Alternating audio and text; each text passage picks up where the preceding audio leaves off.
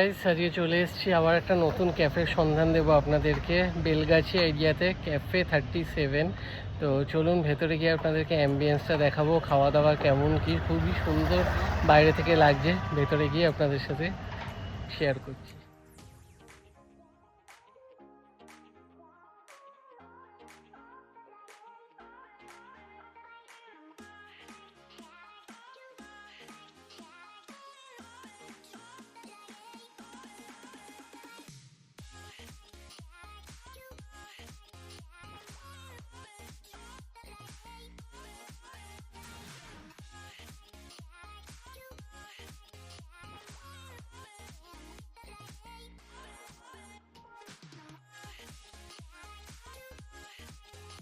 আমরা অলরেডি খাওয়ার অর্ডার করে দিয়েছি। ক্যাফেটা কিন্তু বেশ সুন্দর সাজানোর সাথে পেছনে লাইভ মিউজিকও চলছে। তো খাওয়ার আসুক, কী কী অর্ডার করেছি দেখাচ্ছি।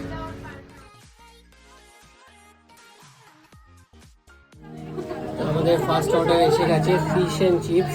ওনারা মাঝখান থেকে ব্রেক করে দিয়েছে।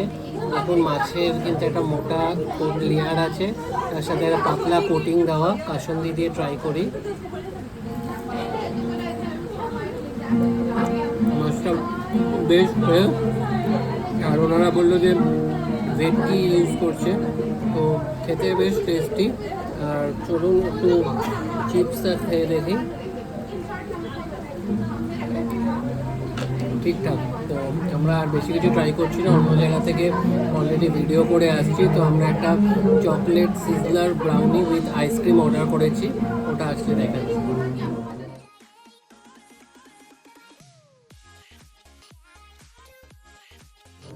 Brownie with ice cream sizzler. পুরো দেখুন এখানটা আইসক্রিমটা কিন্তু তাড়াতাড়ি গলে যাচ্ছে, তাড়াতাড়ি খেতে হবে। প্রচণ্ড লোভনীয় কিন্তু আইটেমটা।